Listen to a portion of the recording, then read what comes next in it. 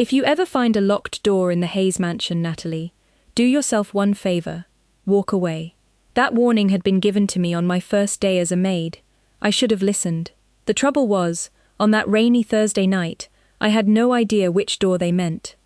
At 24, I had learned to survive by keeping my head down, doing my work, and asking as few questions as possible. The Hayes mansion sat on several acres outside Manhattan, behind iron gates and a long stone driveway that seemed to disappear into the trees. It was beautiful in the way expensive places often were, quiet, polished, almost unreal. I worked there because my mother needed medication, and because a maid's paycheck, even a modest one, could keep the lights on for another month. That night, the house had finally gone quiet after a private dinner. Crystal glasses had been cleared. The last guests had left. Most of the staff had gone home. My supervisor handed me a list and pointed toward the basement hallway. "Just finish the west corridor," she said. "Mr. Hayes doesn't like anyone wandering around down there." I nodded. Mr. Hayes. Nathaniel Hayes. Even I knew his name. Everyone in the city seemed to know it. He owned hotels, restaurants, construction companies, and enough property to make numbers feel meaningless. People lowered their voices whenever they mentioned him. I had only seen him twice. Both times, he had been surrounded by men in tailored suits, moving through the mansion as though every room belonged to him because, in a way, it did. I had never spoken to him. I had never planned to. The basement was colder than the rest of the house. My shoes clicked softly against the stone floor as I pushed my cleaning cart along the corridor. Rain tapped against the narrow windows near the ceiling. Somewhere behind the walls, an old heating system hummed. I reached the end of the west corridor and noticed something strange. A small silver key lay on the floor beneath an old painting. I picked it up. There was no label, no room number, just a tiny black mark engraved near the handle. I looked around. Empty hallway. Silence. I should have placed it on the supervisor's desk. Instead, I noticed a narrow panel behind the painting. My fingers brushed the edge. It moved. My breath caught. Behind it was a dark wooden door I had never seen before. The key fit perfectly. I hesitated for several seconds. Then I turned it. The lock clicked. The door opened into a room far larger than the space behind the wall should have allowed. Shelves covered every side. Old boxes, black folders, sealed envelopes, photographs arranged in careful rows. This wasn't a storage room. It was an archive. My heart began beating faster. I stepped inside, telling myself I would only look for a few seconds before leaving. Then the door swung shut behind me. I grabbed the handle. It wouldn't move. "No," I whispered. I tried again. Nothing. My phone was upstairs in my locker. The only light came from a small lamp above the shelves. I turned slowly toward the photographs. Most showed unfamiliar faces. Some were dated years ago. Then I saw one that made my breath stop. A young man stood beside an older woman outside the Hayes estate. His face was unmistakable. Nathaniel Hayes. I moved closer. Under the photograph was a date from 15 years earlier, and beneath his name were 3 words that made the entire room feel colder. Not the air. I stared at the file beneath it. Then I heard footsteps on the other side of the door. The footsteps stopped outside the door. I held my breath and listened. 1 second passed, then another. The handle moved. I backed away from it until my shoulders touched the shelves. I did not know what frightened me more, being trapped in a secret room, or being discovered inside it. The lock clicked, but the door did not open. Instead, a voice came through the wood. "Miss Brooks?" I recognized it immediately. Nathaniel Hayes. My throat tightened. "Yes." There was a pause. "Why are you in there?" I looked at the folders surrounding me. There were too many things I could not explain. "I found a key." His voice became quieter. "Where?" "Under a painting." Another pause. "Do not touch anything else." I almost laughed from sheer nerves. "I am trapped in here, Mr. Hayes." "I am not exactly planning a tour." The silence that followed felt different. Not angry, measured. "Step away from the shelves." I did.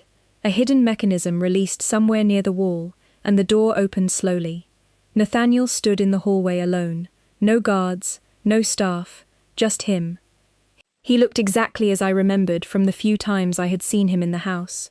Dark hair, a perfectly fitted black suit, and an expression so controlled that it was difficult to know what he was thinking. His eyes moved past me and settled on the open file in my hand. "Put it down." I hesitated. The paper trembled between my fingers. "I did not mean to find this." "I know." He stepped inside and closed the door behind him. "That does not change what you saw." I looked at the photograph again. The young Nathaniel stared back at me from 15 years earlier, standing beside the older woman near the estate. Under his name, those same 3 words seemed impossible to ignore. Not the heir. I looked up. "What does this mean?"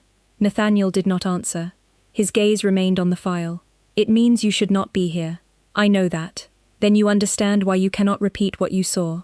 My stomach tightened. "Are you threatening me?" His expression changed slightly, almost with surprise. "No." He looked toward the shelves. "I am warning you." That answer unsettled me more than anger would have. I glanced around the vault. On another shelf, I noticed a row of envelopes marked with dates. One was labeled with the same year as the photograph. Another carried a name I recognized from a newspaper article about the Hayes family. I pointed toward it. "What happened 15 years ago?" Nathaniel's jaw tightened. "That is not your concern." "Maybe not, but I am already locked inside your secret room, so I think it became my concern." For the first time, something almost human passed across his face. Exhaustion. Not fear, not anger. Something older. He walked to the shelf and removed a black folder. He did not open it. He simply held it in his hand and stared at the cover. "There are things in this room that destroyed people who knew too much." I swallowed. "Then why keep them here?" He looked at me. "Because sometimes the truth is more dangerous when it disappears." The words stayed with me. I did not know what they meant, but I knew they mattered. Then Nathaniel opened the folder beneath the photograph and turned it toward me. Inside was a single typed page. At the bottom was a signature. I read the name once, then again. My heart sank when I recognized it. It belonged to Nathaniel's father. The name on the page was Marcus Hayes, Nathaniel's father. I looked from the signature to Nathaniel's face, waiting for an explanation. He did not give me one. He simply closed the folder and placed it back on the shelf. "You were never supposed to see that," he said. His voice was calm, but something in it made the room feel smaller. I folded my arms. "Then maybe you should explain why it was sitting in a room I never knew existed." Nathaniel studied me for a moment. I expected anger. Instead, he asked a question. "How much did you read?" "Enough to know someone lied about your family." His expression barely changed, but his eyes sharpened. "And what else?"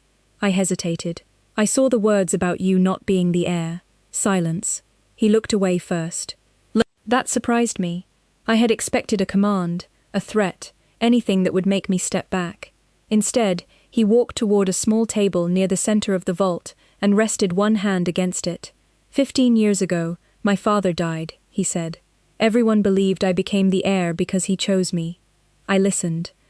"But this file says something different." He nodded once. "It says I was never supposed to inherit anything." "Why?" Nathaniel looked at the shelves. "Because someone believed I did not have the right to." I felt a chill move through me. "Who?" He did not answer. The quiet hum of the old lamp seemed louder. Rain tapped faintly against the basement windows somewhere beyond the stone walls. Then he reached for another envelope. This one was sealed and marked with a date from the same year. He turned it over in his hand before speaking again. "My father left instructions before he died, instructions that were hidden from me." "What kind of instructions?" "The kind that could have changed everything." I stepped closer, despite myself. "Then why did you not open them?" Nathaniel met my eyes. "Because I spent 15 years believing the person who hid them was protecting me." That sentence stayed between us. I thought about the way he had entered the vault alone, the way he had looked at his father's signature.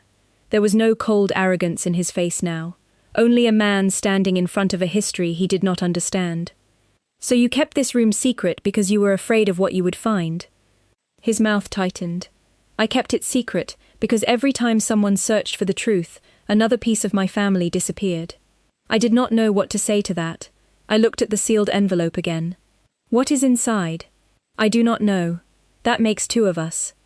For the first time, the corner of his mouth almost moved, but the expression vanished quickly. Then he walked toward me and held out the envelope. I stared at it. "What are you doing?" "You found the room." He placed the envelope in my hand. "You found the file. Maybe you are the person who was meant to find this." My fingers tightened around the paper. "You trust me?" His answer came quietly. "No." He looked directly into my eyes. "But I think the person who locked this room may have trusted someone exactly like you." Before I could respond, a faint sound came from the hallway outside. Footsteps. Nathaniel turned toward the door. This time, his expression changed completely. "Someone else is here." He reached for the lock, then stopped and looked back at me. "Natalie, whatever happens next, stay beside me." The footsteps were getting closer. Nathaniel moved to the vault door and listened without making a sound. I stood beside him, still holding the sealed envelope he had given me. My palms were damp. "Who is it?" I whispered. Nathaniel raised one finger, asking for silence. The footsteps stopped outside. A key touched the lock. My heart jumped. Nathaniel looked at me and spoke so quietly I almost missed the words. "Stay here." He opened the door just enough to look through the narrow gap. A few seconds passed. Then he closed it again. "Nobody?" I asked. "Not yet." He looked at the ceiling, thinking. The security system should have alerted me if anyone entered this level. Then how did they get here? He did not answer. Instead, he walked to the far wall and pressed a small brass button hidden beneath the edge of a shelf. A section of stone shifted, revealing a second passage. I stared at him. "There is another exit?" "There is always another exit." He motioned for me to follow. We stepped into the narrow passage, just as the main vault door opened behind us. I heard the soft click of someone entering the room, followed by the faint movement of papers. Nathaniel pulled the hidden panel closed. We stood in near darkness. I could hear my own breathing. I could hear his too. The passage smelled like old stone and dust, and somewhere beneath us, water moved through pipes. "Whoever came in there knows about the vault," I whispered. "Yes." "And they know we are here?" Nathaniel looked at the sealed envelope in my hand. "Maybe they know about that." We continued through the passage.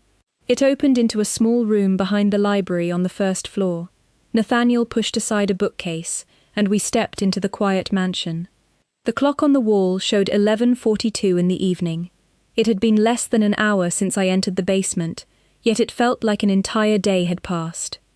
Nathaniel locked the hidden entrance and turned toward me. "You are staying in the guest wing tonight." I shook my head. "I need to go home." "You cannot. My mother is expecting me." His expression softened for the first time. "Then call her." I looked at my phone, which was still in my locker downstairs. Before I could move, Nathaniel handed me his. "Use mine." I stared at him. "You are trusting me with your phone. I am trusting you to call your mother." I almost smiled.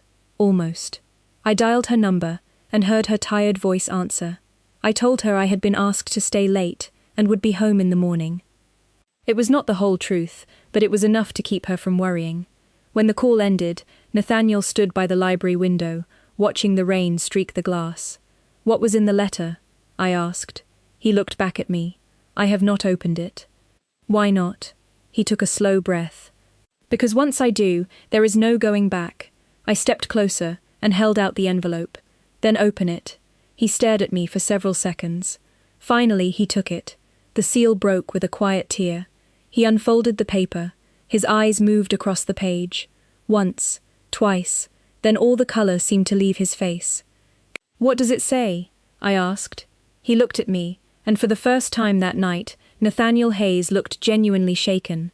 "It says my father knew I was never supposed to become the heir." He lowered the page, and he named the person who made sure I did. The name on the page was not a stranger. It was someone I had seen at the Hayes mansion more times than I could count. "Who?" I asked, but Nathaniel did not answer immediately. He folded the letter once and placed it on the library table as if the paper itself had become too heavy to hold. "Evelyn Hayes," he finally said. My breath caught. "Your mother?" "Mother." He nodded. "She died when I was 17. I remembered the portrait in the main hallway, a graceful woman with calm eyes and a quiet smile. I had dusted that frame every week since I started working in the house. What did she have to do with all of this? Nathaniel looked toward the dark windows. Rain continued to fall against the glass, steady and soft. According to my father, Evelyn discovered that someone inside the family was moving money and changing records before I ever became involved in the business. I listened without moving. She wanted to expose it, he continued. My father told her to wait. He believed he could handle it privately. And what happened? Nathaniel's eyes settled on me. She died before she could finish. The words landed quietly. No dramatic pause, no raised voice. Somehow that made them harder to hear. I looked down at the letter. Does it say who she was afraid of? Nathaniel picked it up again. Not directly. He turned the page over. But there is a reference to a ledger. A specific ledger that was supposed to be kept in this house. I thought about the vault, the shelves, the photographs, the hidden passage. Maybe it is still there. Nathaniel looked at me. That is what worries me. He returned to the library table and began checking the old dates listed in the letter. I stood beside him, watching his finger move across the page. One date matched a folder I had seen in the vault. Another matched a photograph. Then I noticed something strange. Nathaniel. He looked up. What? I pointed to a handwritten mark in the corner of the letter. That symbol. It was the same small black mark I had seen beside the silver key. His expression changed instantly. He took the paper from me and studied it under the lamp. That was on the key. I nodded. Yes. He looked toward the library door. Then the key was not meant to open the vault. I frowned. What do you mean? It was meant to tell someone where to look next. I felt a chill move across my arms. The hidden room was not the final destination. It was only the beginning. Nathaniel opened a drawer in the writing desk and removed a small map of the estate. He spread it across the table. There are 3 old service areas beneath the property, he said. One was sealed years ago, another was converted into storage, the third was never listed on the official plans. And you think the ledger is there? I think my father wanted someone to find it. I looked at the clock. Nearly midnight. My mother believed I was finishing a late shift. I was standing in a mansion filled with secrets that seemed to grow deeper every minute. Then Nathaniel's phone vibrated on the table. He checked the screen. His face became still. What is it? I asked. He turned the phone toward me. It was a message from the head of security. Someone had accessed the basement level again. Nathaniel looked at me. We are not the only ones looking for the ledger. The security message remained on the screen. Someone had entered the basement again. I looked at Nathaniel, waiting for him to react, but he was already moving. We need to see the service plans, he said. He crossed the library to a locked cabinet near the fireplace and entered a code. Inside were old property records, maintenance maps, and boxes labeled with years. He pulled out a rolled blueprint and spread it across the table. The original estate had a 4th level beneath the basement, he said. I leaned closer. A 4th level. It was removed from the official plans after my father renovated this place. His finger stopped at a narrow staircase, hidden beneath the west wing. This is where the old service tunnel leads. I remembered the strange passage beneath the vault. Then the person in the basement could be looking for the same place. Nathaniel nodded. Exactly. He folded the blueprint and handed it to me. Stay here. I shook my head. You said the person who knows about the vault may know about the ledger. If you go down there alone and the same person has been searching all night, you may never know what they already found. Nathaniel studied me. You are a maid. I know. This is not your problem. I looked at him. It became my problem when you gave me your father's letter. He was silent for a moment. Then he gave a small nod. Stay close. We left the library and moved through the quiet hallway. The mansion felt completely different after midnight. During the day, it looked elegant and welcoming. Now every clock seemed louder, every shadow deeper. We reached the basement entrance and descended the stone steps. The lights were still on. Nothing looked disturbed. Then Nathaniel stopped. A single folder lay on the floor near the vault door. That was not there before, he said. He picked it up carefully and opened it. Inside was a list of names. Some were crossed out. Others had dates beside them. At the bottom was one name I recognized immediately. Mine, Natalie Brooks. I stared at the page. Why is my name there? Nathaniel did not answer. He turned to the next sheet. It contained basic information about me, including my job, my mother's address, and the date I had started working at the mansion. "Someone has been watching you," he said quietly. My stomach tightened. Why would anyone care about me? Nathaniel looked toward the vault. "Because you found something they needed hidden." He handed me the folder. "And because they may believe you took the ledger." I stared at my own name again. I had spent months cleaning rooms, carrying trays, and staying invisible. Yet someone had already written my name into a story I had never agreed to join. Nathaniel looked at the old service map. "We are going to the 4th level." We walked to the far end of the basement, where a narrow stone arch was partly hidden behind stacked cabinets. Nathaniel moved one cabinet aside, revealing a small iron door. There was no handle, only the same black symbol I had seen on the key, and the letter. I touched the mark. A soft click echoed through the corridor. The door opened by itself. Beyond it was a staircase, descending into darkness. Nathaniel looked at me. "Whatever is down there may explain everything." I took a slow breath and stepped forward. Then I noticed something carved into the wall beside the first step. It was a message, written in faded letters, for the person who was never meant to inherit. Nathaniel read it once. Then he looked at me. For the first time, I saw something in his expression that I had not seen before. Hope. The staircase seemed to disappear beneath us. Each step descended farther than I expected, and the air grew colder with every foot we took. Nathaniel walked ahead, one hand resting lightly against the stone wall as he followed the narrow passage. I stayed close behind him, clutching the old folder against my chest. The message on the wall stayed in my mind. "For the person who was never meant to inherit." "Nathaniel," I whispered. He stopped. "What? What if that message was not meant for you?" He turned toward me. "Then who was it meant for?" I looked at the folder with my name inside. "Maybe someone who was supposed to find the truth before you did." He studied me for a moment, then continued down the stairs.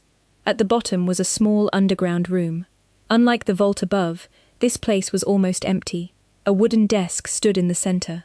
On top of it rested an old leather ledger and a small silver box. Nathaniel approached slowly. He did not touch either one. "My father wrote about a ledger," he said. "This must be it." I moved beside him. The cover was faded, but the same black symbol appeared on the corner. Nathaniel opened it. The first pages contained dates and names. The handwriting matched the letter we had read upstairs. Then we found a series of payments connected to properties across New York. Nathaniel read each entry in silence. His expression became more distant with every page. "These payments were made before I took over," he said. "Who received them?" I asked. He turned the ledger toward me. "Nearly every payment was approved by one person. Evelyn Hayes," I whispered. Nathaniel looked at me. "My mother." I nodded. "But why would she authorize these?" He turned another page. There was a note written beneath one of the entries. "Protect Nathaniel. Keep the truth hidden until he is ready." My chest tightened. "She was trying to protect you." Nathaniel stared at the words. "From whom?" I looked at the names beneath the payments. One name appeared again and again. Robert Callahan, Nathaniel's uncle, a man I had seen at the mansion several times. He was always polite, always composed, always welcomed by the family. Nathaniel closed his eyes for a moment. Robert was my father's closest advisor. Then maybe he knows about the ledger. Nathaniel looked back at the pages. He may know more than that. Before I could ask what he meant, the silver box on the desk caught my attention. I pointed toward it. "What is inside?" Nathaniel lifted the lid. Inside was a single photograph of Evelyn and Nathaniel when he was a teenager. On the back, in faded handwriting, were 6 words. "Trust the girl who asks questions." Nathaniel looked at me slowly. Neither of us spoke. The silence felt heavier than before. Then he picked up the photograph and turned it over again. Beneath the message was another line, almost hidden by age. "She will find the truth when you refuse to see it." Nathaniel stared at the sentence for several seconds. Then he looked at me with an expression I could not understand. "My mother knew someone like you would eventually find this." I swallowed. "Why me?" Before he could answer, the lights above us flickered once, then twice. A soft chime echoed from the stairs. Nathaniel turned toward the passage. Someone had entered the underground level. He closed the ledger and looked at me. "Stay here," I shook my head. No. He paused. Natalie. I held his gaze. You said I am part of this now. Then let me help you finish it. For the first time, Nathaniel did not argue. He simply nodded. Then the footsteps began moving closer. The footsteps were closer now. I could hear them moving slowly along the narrow passage, each step echoing through the stone like a quiet reminder that we were no longer alone. Nathaniel stood beside the desk, one hand resting on the closed ledger. His face was calm, but his eyes had changed. He was listening carefully. I held my breath. Then the footsteps stopped. A voice came from the passage. Nathaniel. I recognized it immediately. Robert Callahan. Nathaniel's uncle. The man whose name appeared throughout the ledger. Nathaniel looked at me. I could see the question in his eyes. Did I want to stay hidden? I nodded. He stepped toward the entrance and opened the door just enough to look through. Robert. What are you doing down here? Robert's voice remained smooth. I could ask you the same thing. Nathaniel closed the door halfway. I am reviewing old records. At 12:30 in the morning? Robert asked. You always did have strange habits. I watched Nathaniel's expression. He was not fooled. You knew about this room. Silence. Then Robert answered. Your father trusted me with many things. Did he trust you with the ledger? Another pause. What ledger? Nathaniel looked down at the book in his hand. I could almost feel the tension in the room. Robert continued. Come upstairs. We can discuss this properly. Nathaniel did not move. Not yet. His uncle sighed. Nathaniel, there are things you do not understand. I looked at the silver photograph box. The words from Evelyn seemed to glow in my memory. Trust the girl who asks questions. Nathaniel noticed me looking at it. He reached for the photograph and slipped it into his jacket. Then he turned back toward the door. You are right about one thing, Uncle. Robert waited. There are things I do not understand, but I am starting to understand who wanted me to stay confused. Silence filled the passage. Then Robert spoke again, softer this time. Be careful what you think you know. Nathaniel closed the door. We heard Robert walk away. I let out the breath I had been holding. He knows, I whispered. Yes, Nathaniel said. And now he knows we know. He returned to the desk and opened the ledger again. Near the final pages, a folded document had been tucked behind the binding. He pulled it free. It was a property transfer, dated 15 years earlier. The buyer was listed as a company I had never heard of. The signature belonged to Robert. Nathaniel stared at it. Then he noticed something else. A second signature appeared beneath his uncle's, his father's. They worked together, I said. Nathaniel shook his head. Not exactly. He pointed to a handwritten note beside the signatures. My father approved the transfer to protect Evelyn. I looked at him. Protect her from Robert. Maybe. He turned the page. The next note was written in Evelyn's handwriting. Nathaniel must never inherit until the truth is uncovered. My heart sank. She knew something would happen. Nathaniel sat down slowly. My mother spent years trying to keep me out of this. I moved closer, and she left the clues for you anyway. He looked up at me. She left them for the person who would not stop asking questions. I smiled faintly. So that would be me. For the first time that night, Nathaniel smiled too. It lasted only a second, but it changed the room. Then his phone vibrated. He checked the message. The expression disappeared from his face. What is it? I asked. He turned the screen toward me. A security alert showed that someone had entered the main library. Nathaniel looked toward the stairs. We need to move. We gathered the ledger, the letter, and the photograph. As we climbed back toward the first floor, I realized the secret was no longer hidden. It was becoming a choice. Nathaniel could expose the truth and risk everything he had built, or protect the empire and continue living inside a lie. When we reached the library, he stopped beside the window. Dawn was still hours away. He looked at me and said quietly, Natalie, I need you to tell me something. If the truth destroys everything I have, will you still believe it is worth telling? I met his eyes. If it can set you free, yes. Nathaniel looked toward the dark city beyond the glass. Then he nodded. Then we finish this tonight. If the truth destroys my family, then let it.